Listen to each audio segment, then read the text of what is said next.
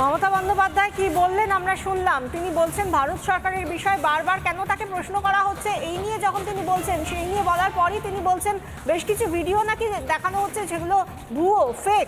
এই নিয়েই আমরা কথা বলবো। নিউজ রুম থেকে রয়েছেন আমাদের সিনিয়র এডিটর ময়ূক রঞ্জন ঘোষ।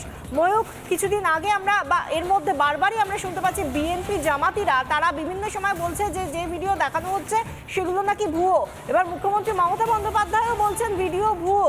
কোন ভিডিও ভুয়ো? যেখানে হিন্দু নিপীড়নের ভিডিও দেখানো হচ্ছে সেগুলো ভুয়ো, অত্যাচারের ভিডিও ভুয়ো?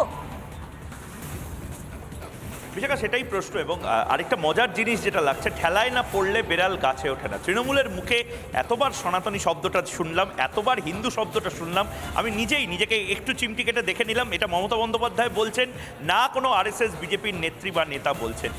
মমতা বন্দ্যোপাধ্যায় এখনও এই সমস্ত কিছু বলার পরেও একটা ব্যালেন্স করার চেষ্টা করছেন। কারণ যদি মমতা বন্দ্যোপাধ্যায় যাদেরকে দুধেল গাই বলেছিলেন বা ভোট ব্যাংকের রাজনীতি যাদের জন্য মমতা বন্দ্যোপাধ্যায় করেন, তারা যদি খোঁচে যায় বা রেগে যায় বা ক্ষুব্ধ হয়, এই শব্দবন্ধগুলো সোশ্যাল মিডিয়া এখন বারবার ভাইরাল হচ্ছে।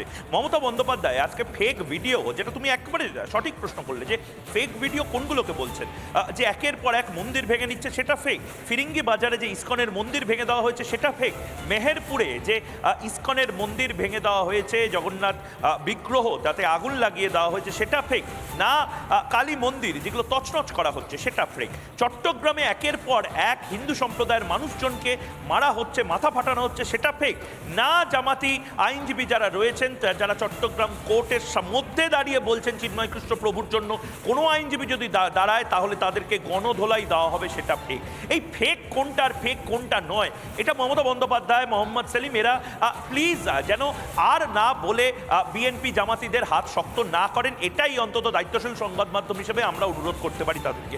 তারা দায়িত্বশীল রাজনীতিবিদ, তারা ভারতীয় রাজনীতিবিদ, তারা ভারতীয় রাজনীতিবিদের মতন কথা বলুন এবং সবাই এই মুহূর্তে কনসেনসাস তৈরি করুক, নেশন ফার্স্ট, নো কম্প্রোমাইজ, দেশ সর্বপ্রথম, কোনো আপোষ নয়।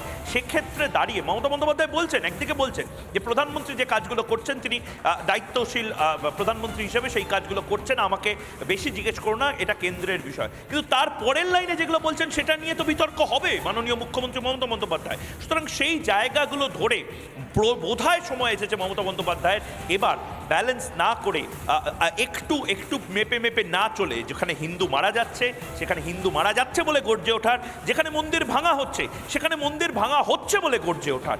এটা কবে রাজনীতিবিদরা করবেন তার জবাব চায় বাংলা, এবং রাত 8টায় এটা নিয়েই আজ জবাব চাইতে আসছি আমি। আমাদের সঙ্গে থাকো। এই মুহূর্তে আমরা যে ছবিটা দেখতে পাচ্ছি সেটা মমতা বন্দ্যোপাধ্যায় যেটা কিছুক্ষণ আগে বলেছেন। তিনি বলছেন যে বেশ কিছু ভিডিও ভুয়ো, বাজারে নকল ভিডিও ছড়িয়েছে, বাংলাদেশ নিয়ে নকল ভিডিও ছড়িয়েছে, ভিসা বাড়ানোর কথা শুনেছি বাংলাদেশের, ভারতীয়দের বাংলাদেশ থেকে ফেরানো হচ্ছে। আমরা আরও একবার কথা বলবো ময়ূকের সঙ্গে। ময়ূক,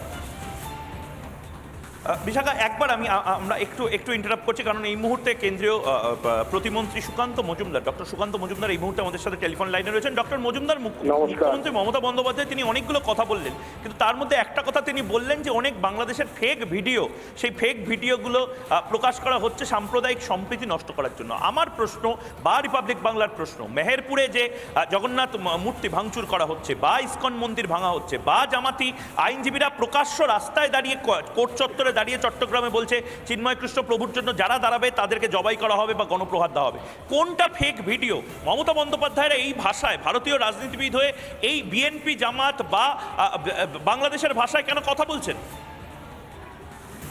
দেখুন, মমতা বন্দ্যোপাধ্যায় নীতিগতভাবে হিন্দুদের উপর অত্যাচার দেখতে হলে পরে সেটা দেখতে পান না। তিনি নিজেও বেলডাঙ্গাতে হিন্দু বাড়িতে যে হামলা হয়েছিল, কিছুদিন আগে দাঙ্গা হয়েছিল, হিন্দু মন্দির ভাঙা হয়েছিল, সেই সমস্ত নিদর্শন লুকিয়ে রাখার জন্য পুলিশকে দিয়ে বাড়িঘর রং করানো থেকে কোনো কিছু বাদ দেয়নি। সমস্ত কিছু করেছেন যাতে সমস্ত চিহ্ন, অত্যাচারের চিহ্ন মিটিয়ে দেওয়া যায়।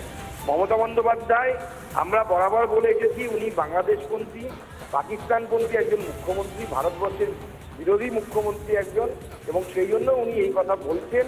মাননীয় মুখ্যমন্ত্রী যিনি আমাদের দুর্ভাগ্য বাঙালি যে বাংলায় এই মুহূর্তে এমন একজন মুখ্যমন্ত্রী আছে যার ভাষা বাংলাদেশের জামাতের ভাষার সাথে মিলে যাচ্ছে সম্পূর্ণভাবে। টোটো